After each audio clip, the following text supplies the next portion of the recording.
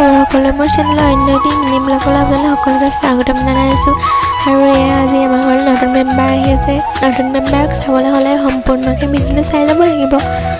এইফালে আমাৰ ধুনুৱে মায়াবিনী গাই আছিলে আৰু ময়ো অকণমান ভিডিঅ' কৰি থ'লোঁ তাইক। এয়া ফাইনেলি আহি গ'ল আমাৰ নতুন মেম্বাৰ। এইফালে আদৰি আছে আমাৰ মৰমৰ বসন্তীখন মা আৰু নবৌৱে। আৰু আপোনালোকেও কমেণ্ট কৰিব ধুনীয়াকৈ আমাৰ বসন্তীখন কেনেকুৱা লাগিছে দেখিবলৈ। বেলেগৰ বাবে সৰু হ'লেও আমাৰ বাবে বহুত ডাঙৰ হয়, যিহেতু আমি মিডল ক্লাছ ফেমিলিৰে হয় নহয় জানো। মিডল ক্লাছ ফেমিলি হ'লে সৰু সৰু বস্তুতে আমি সুখী হওঁ বহুত, আৰু আমাৰ বাবে বহুত মৰমৰ হয়। সৰু ডাঙৰ কোনো চিন নাই। আৰু এইফালে আমাৰ ধনুক আজি কিমান ফূৰ্তি পাইছে দেখিছেনে। এয়া নামা গৈছোঁ মই আৰু তাই মোৰ লগত উল্টাই লাগিছেহে দেখিছেনে।